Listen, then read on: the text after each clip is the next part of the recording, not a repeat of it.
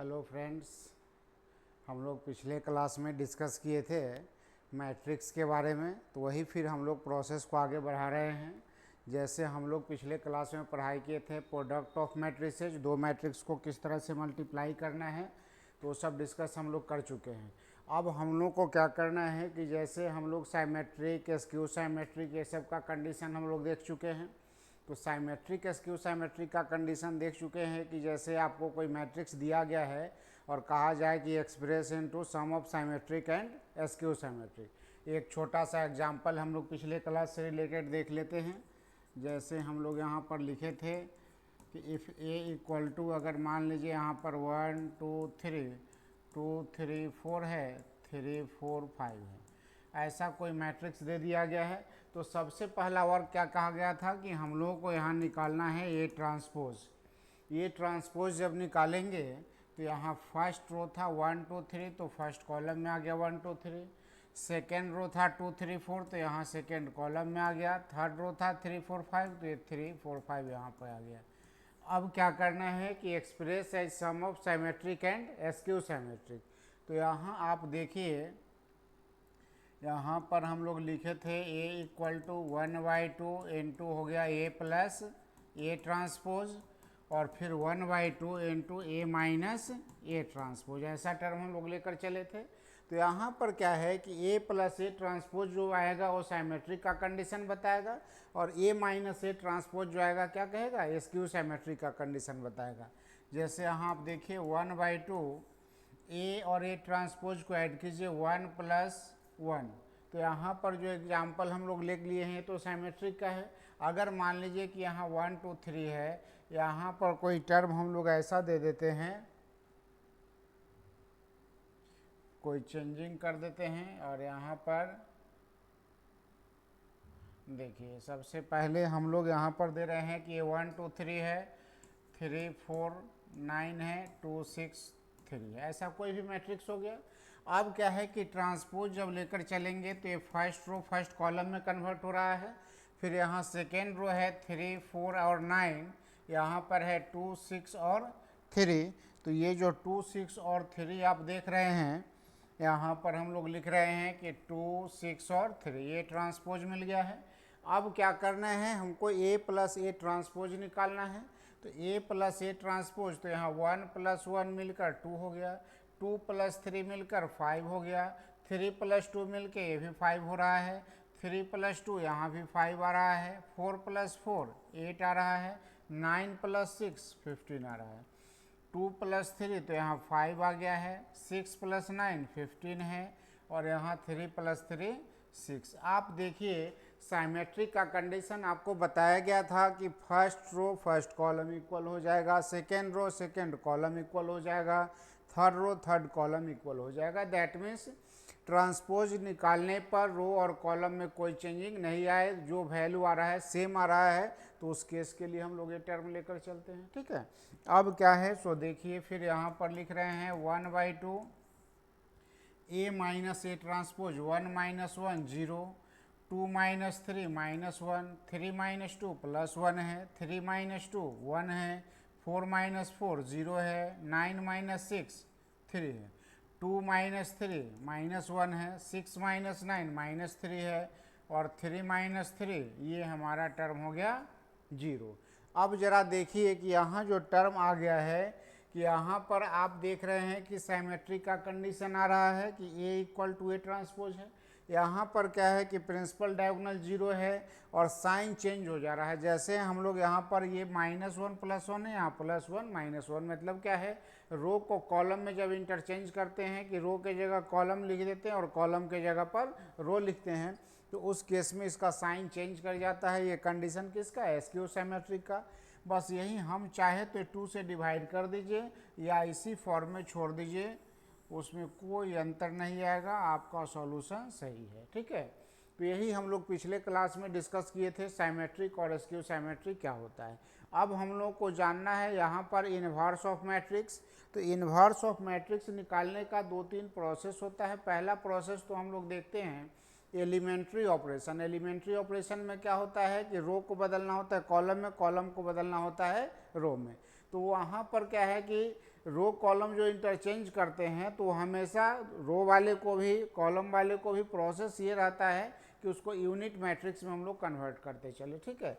जैसे देखिए अब हम लोग चलते हैं उसमें, तो सबसे पहले इन्वर्स मैट्रिक्स के लिए हम लोग को क्या करना है कि डिटर्मिनेंट जानना ज़रूरी है, क्योंकि हम लोग जब यहाँ पर लिखते हैं inverse of matrix A, inverse of matrix A, इसका नोटेशन हम लोग देते हैं ए टू द पावर -1। तो ये हो गया हमारा इन्वर्स ऑफ मैट्रिक्स ए। अब इन्वर्स में आप जानते हैं कि यहाँ पर अगर ए इन्वर्स लिखना हो, इसको 1/a हम लोग लिख सकते हैं। तो यहाँ पर अगर इस ए का वैल्यू हमारा क्या हो जाए, अगर 0 आ जाएगा तो समथिंग बाय 0 अनडिफाइंड हो जाता है। तो यही ध्यान रखना है। यहाँ पर हम लोग लिखते हैं नोट में कि if determinant of A equal to 0, तो हम लोग बोलेंगे कि then inverse doesn't exist, inverse exist नहीं करेगा। दूसरा केस है कि यहाँ पर अगर आपको दिया गया है कि if determinant of A not equal to 0, तो आप बोल सकते हैं कि देन इन्वर्स एग्जिस्ट, तो उस केस में इन्वर्स एग्जिस्ट करेगा। तो किस केस में एग्जिस्ट करेगा, किस में नहीं क्लियर हो रहा है। जब डिटर्मिनेंट 0 होगा तो इन्वर्स एग्जिस्ट नहीं करेगा। 0 नहीं होगा दैट मीन्स या तो पॉजिटिव नंबर आएगा या निगेटिव, तो उस केस में हम लोग क्या कर सकते हैं, यहाँ पर इन्वर्स एग्जिस्ट करेगा, वैल्यू उसका निकाल सकते हैं। तो सबसे पहले आप ये जो सिंबल देख रहे हैं, ये हमारा जो आ रहा है ये किसका है, डिटर्मिनेंट का। तो डिटर्मिनेंट का जब आ रहा है तो डिटर्मिनेंट पहले जानेंगे, उसके बाद ही हम लोग इसका यूज कर सकते हैं। तो पहले देखिए थोड़ा सा हम लोग बेसिक टर्म जान लेते हैं डिटर्मिनेंट का, फिर उसका यूज करते हुए हम लोग यहाँ पर इन्वर्स मैट्रिक्स निकालेंगे, ठीक है। देखिए यहाँ पर अब हम लोग लिखते हैं डिटर्मिनेंट,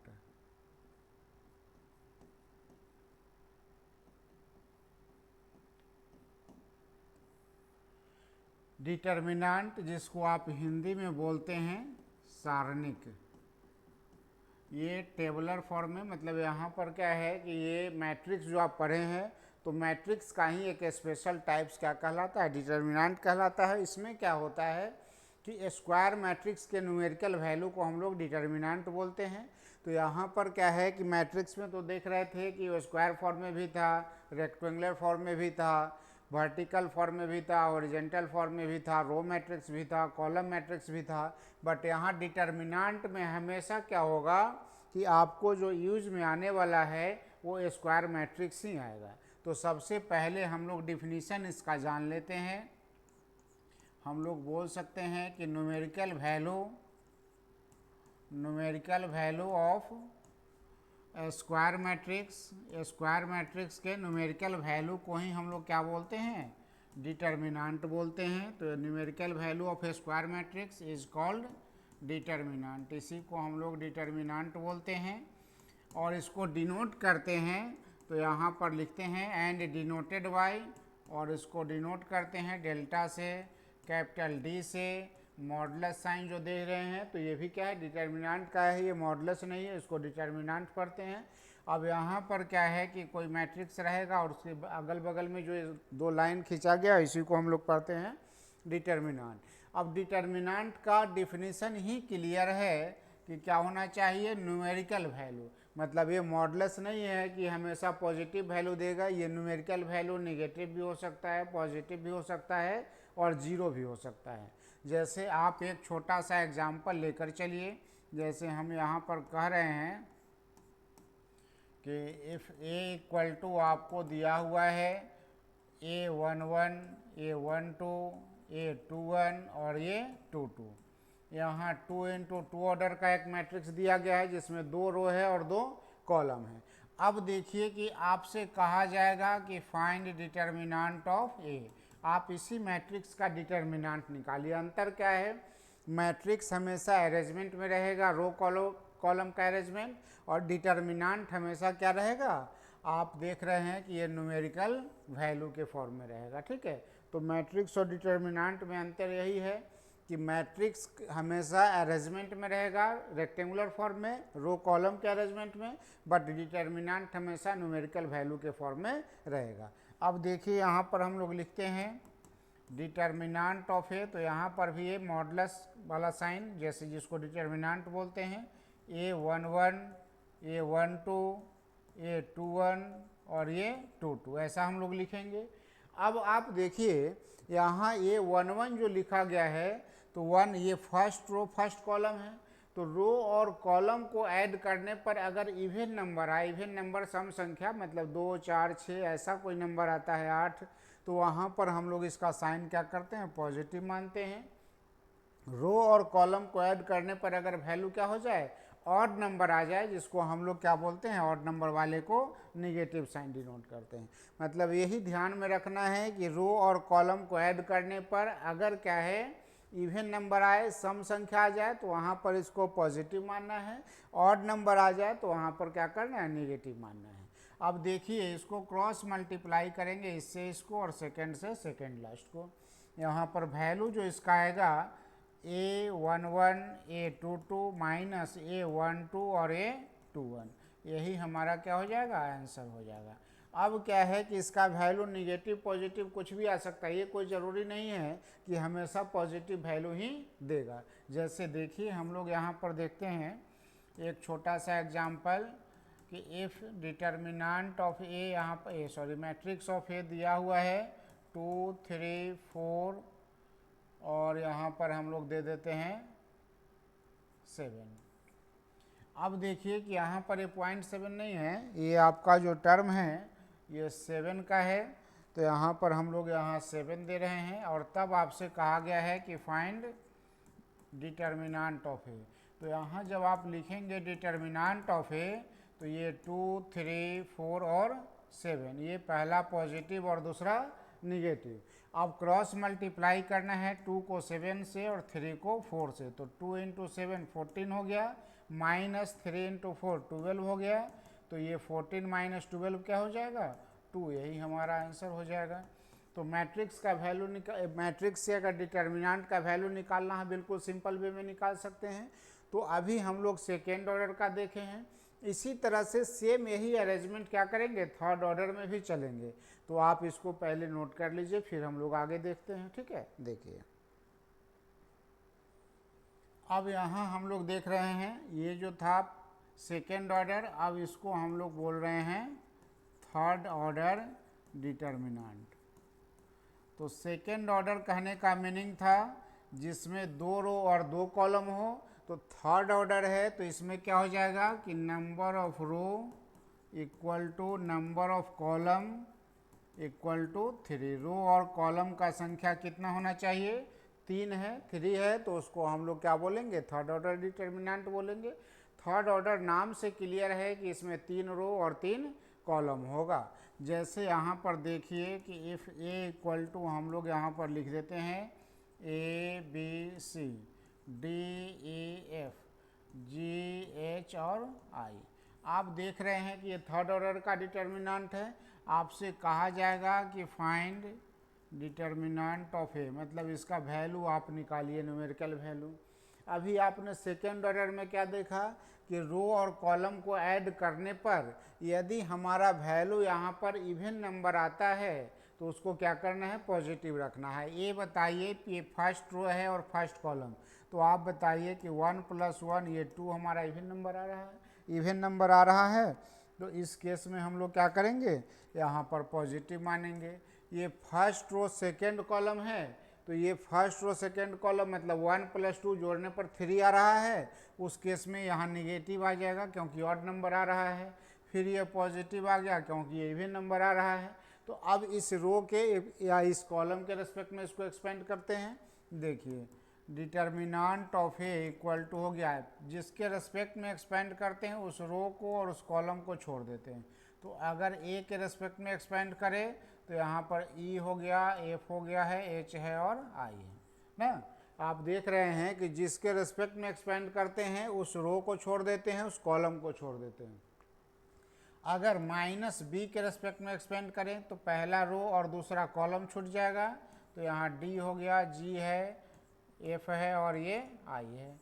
अगर तीसरे सी के रेस्पेक्ट में हम लोग एक्सपेंड करें तो ये फर्स्ट रो थर्ड कॉलम छूटेगा, तो यहाँ डी हो गया, यहाँ जी हो गया, यहाँ पर एफ है, यहाँ पर फिर हमारा टर्म दिया हुआ है ई और H.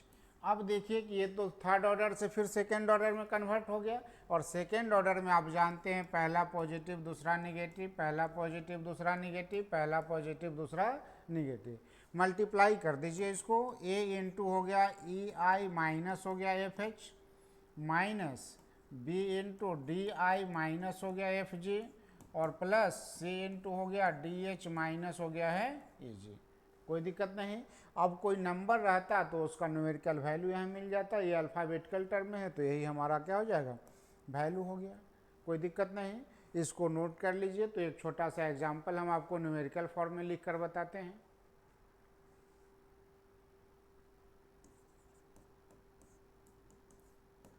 If A equal to यहाँ पर दिया हुआ है 2 3 5 3 2 6 6 1 5। अब कहा गया है कि यहाँ से कि फाइंड डिटर्मिनेंट ऑफ ए। तो डिटर्मिनेंट ऑफ ए निकालना है। पहला क्या हो जाएगा, पॉजिटिव, दूसरा निगेटिव और तीसरा पॉजिटिव। अब क्या करना है कि यहाँ पर जिसके रेस्पेक्ट में हम लोग एक्सपेंड करते हैं उसको तो छोड़ देते हैं। तो यहाँ किसके रेस्पेक्ट में एक्सपेंड हम लोग कर रहे हैं, तो यहाँ पर हम लोग देख रहे हैं सबसे पहला 2 के रेस्पेक्ट में एक्सपेंड कर रहे हैं, तो फर्स्ट रो फर्स्ट कॉलम छूटेगा, 2 1 6 5। फिर माइनस 3 के रेस्पेक्ट में एक्सपेंड कर रहे हैं, फर्स्ट रो सेकेंड कॉलम, 3 6 6 और 5। फिर तीसरा प्लस 5 के रेस्पेक्ट में एक्सपेंड कर रहे हैं, तो 3 6 2 और 1। तो आप ये देख रहे हैं कि ये थर्ड ऑर्डर से बदल गया, किसमें, सेकेंड ऑर्डर में। पहला पॉजिटिव दूसरा निगेटिव, पहला पॉजिटिव दूसरा निगेटिव, पहला पॉजिटिव दूसरा निगेटिव। तो इस तरह से हम लोग अरेंजमेंट कर रहे हैं। अब क्रॉस मल्टीप्लाई इस तरह से करना है, इससे इसको फर्स्ट से लास्ट को और सेकेंड से सेकेंड लास्ट को ये मल्टीप्लाई कर देना है। तो यहाँ देखिए 2 इंटू कितना हो गया, 2 इंटू 5 10 माइनस 6 है, माइनस 3 इंटू 15 माइनस 36 है, और फिर यहाँ पर हम लोग देख रहे हैं 15 माइनस 36 और प्लस 5 इंटू हो गया 3 माइनस 12। अब इसी को सॉल्व करना है। 10 माइनस 6 कितना, 4, 4 इंटू 2 तो 8 हो गया है, माइनस 15 माइनस 36 कितना, तो माइनस 21, इंटू 3 तो माइनस माइनस हो जाएगा प्लस 63। यहाँ पर देखिए 3 माइनस 12 तो माइनस 9, इंटू 5 तो माइनस 45। तो अब यहाँ पर हम लोग देख रहे हैं कि यहाँ पर इसको घटा दीजिए, 63 से क्या करना है, 45 को घटाना है, तो 18 हो गया प्लस 8 तो 26। यही हमारा क्या हो जाएगा, आंसर हो गया। तो डिटर्मिनेंट निकालना बिल्कुल सिंपल चीज़ है, बस इसको एक्सपेंड कर दीजिए किसी रो के रेस्पेक्ट में या किसी कॉलम के रेस्पेक्ट में, वैल्यू में कोई चेंजिंग नहीं आएगा। चलिए, तो यही हम लोग को समझना था। अब हम लोग फिर चलते हैं इन्वर्स ऑफ मैट्रिक्स, ठीक है। चलिए देखिए, यहाँ पर हम लोग लिख रहे हैं inverse matrix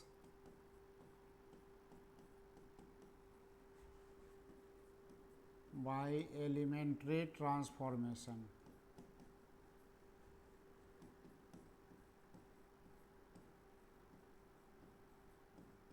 inverse matrix by elementary transformation. Elementary transformation कहने का मतलब क्या है कि इसमें प्रत्येक एलिमेंट को बदलना है। यहाँ पर क्या करना है कि प्रत्येक एलिमेंट को बदल के यूनिट मैट्रिक्स में लाना है। जैसे सबसे पहले आप ये जानते हैं इसका वर्किंग रूल क्या है। देखिए, सबसे पहले आप इसको मान लेंगे ए इक्वल टू आई इंटू ए। आप जानते हैं कि किसी भी यूनिट मैट्रिक्स का वैल्यू 1 होता है और 1 से किसी भी मैट्रिक्स में मल्टीप्लाई करने पर कोई चेंजिंग आएगा नहीं, तो इसलिए A equal to I into A. और तब हम लोग क्या करते हैं कि then be convert LHS in terms of unit matrix. LHS वाले टर्म को यूनिट मैट्रिक्स में बदल देते हैं। यही जो बदलता है तो इसी से बनता है हमारा कौन सा है, इन्वर्स मैट्रिक्स। अब यही हमारा क्या है कि इसका वर्किंग रूल है। इसी वर्किंग रूल के आधार पर हम लोग क्वेश्चन को सॉल्व करेंगे। अब क्या है देखिए, जैसे मान लीजिए कि हमारा छोटा सा एग्जाम्पल लेकर चलते हैं। यहाँ पर बिल्कुल सिंपल एग्जाम्पल आपसे एक बनवाएंगे। पहले हम आपको एक सॉल्व करके बताते हैं। जैसे देखिए, यहाँ पर हम लोग लिख रहे हैं कि इफ़ ए इक्वल टू 2111, आपसे कहा गया है कि find A inverse by elementary transformation. ये पहले ही कहा जा रहा है कि एलिमेंट्री ट्रांसफॉर्मेशन से आपको सॉल्व करना है, क्योंकि और भी सारा प्रोसेस होता है जो डिटर्मिनेंट के बाद हम लोग पढ़ेंगे system of solution of linear equation में, वहाँ का प्रोसेस बदल जाएगा। एडजॉइंट मेथड से हम लोग उसको सॉल्व करेंगे। तो ये पहले क्लियर कर चुका है कि आपको क्या करना है, एलिमेंट्री मेथड से सॉल्व करना है। तो सबसे पहला वर्क है, हम लोग यहाँ चेक कर लेंगे कि अगर इसका डिटर्मिनेंट 0 हो जाएगा, तो आप देख चुके हैं कि 0 आएगा तो इन्वर्स एग्जिस्ट नहीं करेगा। यहाँ देखिए, इफ़ ए इक्वल टू हम लोग लिखते हैं 2 है 1 है 1 1, यहाँ पहला पॉजिटिव दूसरा निगेटिव। 2 इंटू 1 तो ये 2 माइनस 1 कितना हो जाएगा 1, ये क्लियर है, नॉट इक्वल टू 0। अब हम लोग प्रोसेस करेंगे किसका, तो अब हम लोग इन्वर्स का। तो यहाँ देखिए a इक्वल टू हम लोग यहाँ पर मान लेते हैं a equal to I into a. अब a की जगह लिखना है यहाँ 2 1 1 1, i की जगह आप जानते हैं यूनिट मैट्रिक्स 1 0 0 1 होता है, और इंटू हो गया a। अब क्या करना है, सो देखिए यहाँ पर एलिमेंट को चेंज करना है। ये जो LHS वाला टर्म है इसको यूनिट मैट्रिक्स में बदलना है। यूनिट मैट्रिक्स में बदलने के लिए क्या चाहिए, प्रिंसिपल डायगोनल 1 1 और बाकी सभी एलिमेंट 0 0। तो आप देखिए यहाँ पर लिखते हैं C1 के जगह पर C1 माइनस C2। अगर 2 से 1 को माइनस कर देंगे तो 1 आ जाएगा, और ये हिलाना भी है। यहाँ लिख दीजिए 2 माइनस 1 और यहाँ 1 माइनस 1, ये 1 1। यहाँ भी लिख देते हैं जो वर्क LHS में सेम वर्क RHS में, 1 माइनस 0 0 माइनस 1 0 1। अब यहाँ पर देखिए 2 माइनस 1 तो यहाँ 1 0 1 1। अब यहाँ पर क्या करना है, 1 माइनस 1 0 और 1, ये हमारा टर्म आ गया। अब देखिए कि यहाँ पर ये दोनों प्रिंसिपल डायगोनल को छोड़कर बाकी सब 0 है, तो यहाँ पर भी अगर 0 कर दे तो हमारा यूनिट मैट्रिक्स में कन्वर्ट हो जाएगा। अब फिर देखिए किसको चेंज करना है। एक बात ध्यान में रहे कि एक बार हमने कॉलम यूज कर लिया तो फाइनल सॉल्यूशन तक कॉलम का ही यूज करना है। अगर रो यूज कर लेते तो फाइनल सॉल्यूशन तक रो ही यूज करते, ठीक है। यहाँ देखिए सबसे पहला है कि जैसे हम लोग फर्स्ट कॉलम को चेंज किए, अब सेकेंड कॉलम वाला एलिमेंट हमको 0 करना है। कौन सा, तो यही जो टर्म आप देख रहे हैं इसको 0 करना है। तो यहाँ देखिए यहाँ C2 की जगह लिख देते हैं C2 माइनस C1। तो यहाँ पर हो गया 1 0 1 माइनस 1 1 माइनस 0। फिर जो वर्क LHS में सेम वर्क RHS में भी, तो 1 माइनस 1 0 माइनस 1 और 1 माइनस माइनस, तो ये मिलके प्लस 1 हो जाएगा, और इंटू है a। अब यहाँ पर देखिए तो ये टर्म आ गया 1 0 0 1, और यहाँ पर आ गया 1 माइनस 1 और 2। यहाँ पर ये टर्म हम लोग का ये है। इसी को तो हम लोग बोलते हैं ना यूनिट मैट्रिक्स, और यूनिट मैट्रिक्स का मैग्नीट्यूड कितना होता है, 1 होता है। तो आप यहाँ लिखेंगे 1 बाई ए, इस ए को यहाँ बटा में ले आए हैं, 1 माइनस 1 और 2 हो गया है। देन ए इनवर्स जो आ रहा है ये कितना हो गया, 1 माइनस 1 एंड 2। यही हमारा क्या हो गया, सॉल्यूशन हो गया।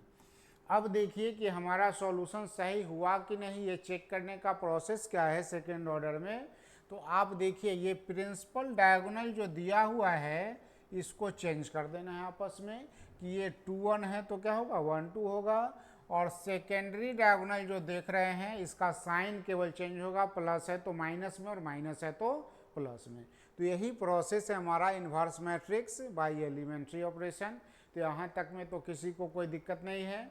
आप इसको नोट कीजिए, समझिए, उसके बाद जो डाउट होता है तो फिर आप हमारे व्हाट्सएप पर सेंड कर सकते हैं, हम उसको डिस्कस करके आपको समझाएंगे, ठीक है। तो आज के लिए बस इतना ही, ये क्लास हम लोग का ओवर हो रहा है, फिर अगले टॉपिक में हम लोग डिटेल इसके बारे में जानकारी लेंगे, ठीक है। तो आज के लिए बस इतना, हम लोग यहाँ पर कोई डाउट हो तो आप ये हमारा ऐप है VC सर मैथ्स, आप गूगल प्ले स्टोर से इसको डाउनलोड कर सकते हैं। आप उस पर क्या है, चैटिंग का ऑप्शन है, आप अपना क्वेश्चन भेज सकते हैं, चैट करके पूछ सकते हैं। ये आपको प्ले स्टोर में मिलेगा। और क्या है कि यहाँ पर @VC सर मैथ्स है, ये आपको यूट्यूब लिंक्स है, आप इस पर भी वीडियो सब देख सकते हैं, जो डाउट हो क्लियर कर सकते हैं। और ये हमारा व्हाट्सएप नंबर है 9386895264। तो इस पर आप इसको क्या कर सकते हैं, व्हाट्सएप करके क्वेश्चन आप पूछ सकते हैं।